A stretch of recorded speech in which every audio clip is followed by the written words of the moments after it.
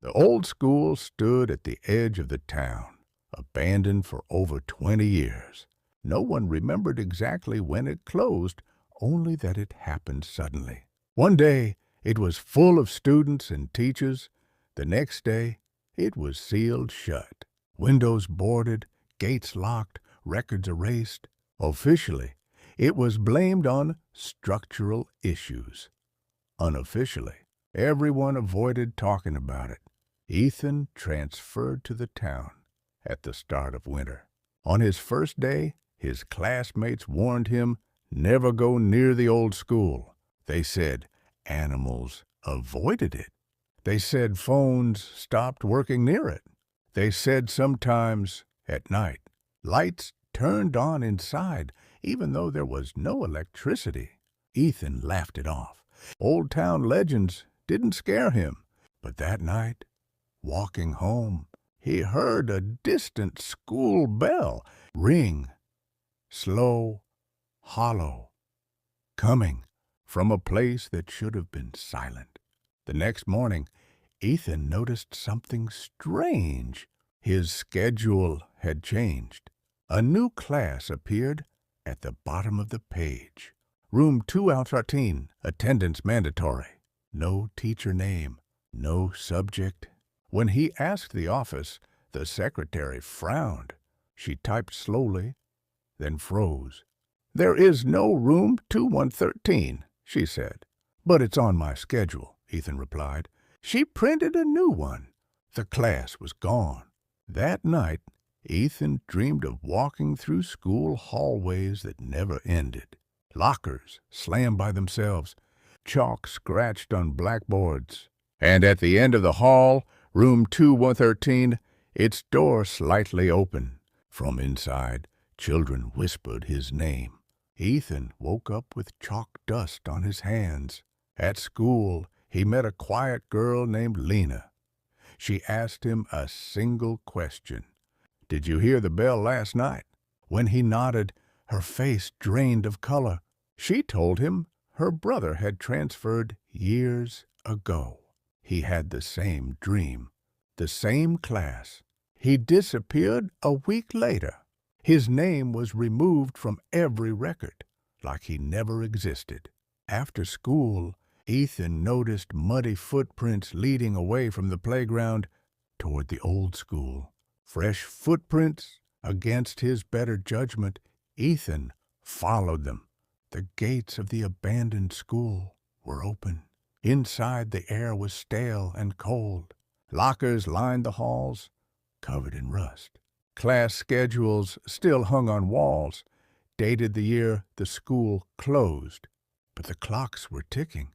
He heard chairs scraping, papers rustling, a teacher's voice counting attendance. Ethan hid behind a doorway as a classroom full of students passed by. Their uniforms were outdated, their faces pale, their eyes empty. One of them turned his head too far, neck bending unnaturally, and smiled. Ethan ran, but every hallway led deeper inside. The exit disappeared. Doors that were once classrooms now showed different scenes. Detention rooms filled with crying students, bathrooms smeared with handprints, a nurse's office where something moved under the bedsheets. Finally, he reached room 213. Inside sat a teacher, tall and thin, with no visible eyes, only dark, hollow sockets. "You're late," the teacher said. On the chalkboard were names, some scratched out, some circled. Ethan's name was freshly written. He woke up at home, gasping. But something followed him. At school, classmates began acting strange. Students would freeze mid-sentence staring at nothing. Bells rang when no one touched them. Lockers opened on their own. Lena confessed she'd been seeing the same things.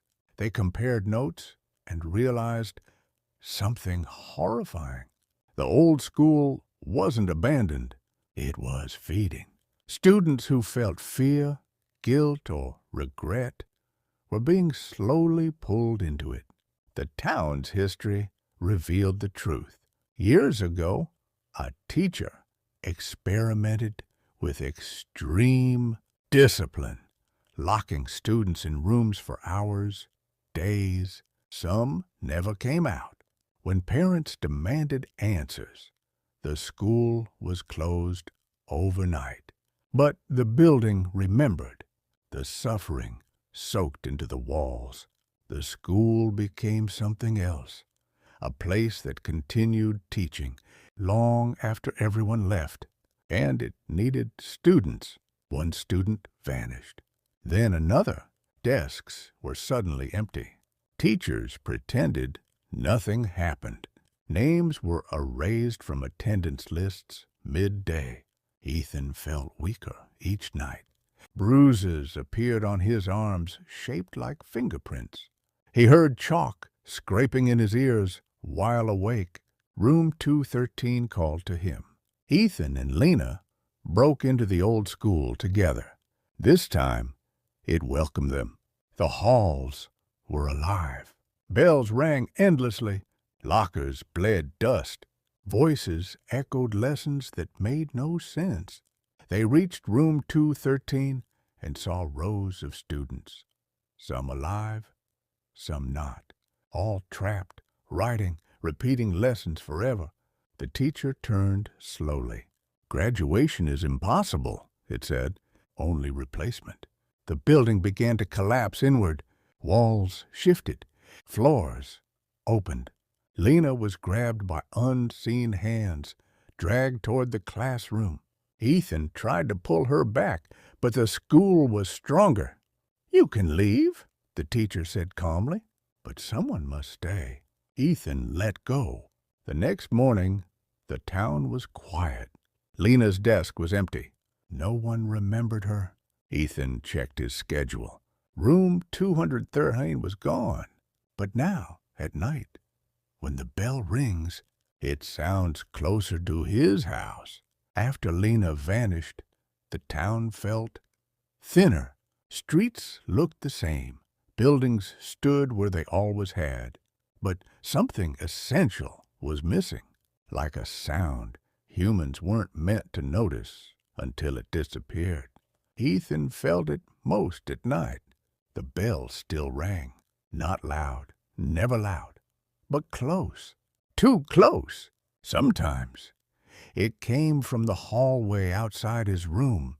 Other times it sounded like it was inside his head. Each ring left his ears aching, his thoughts scattered.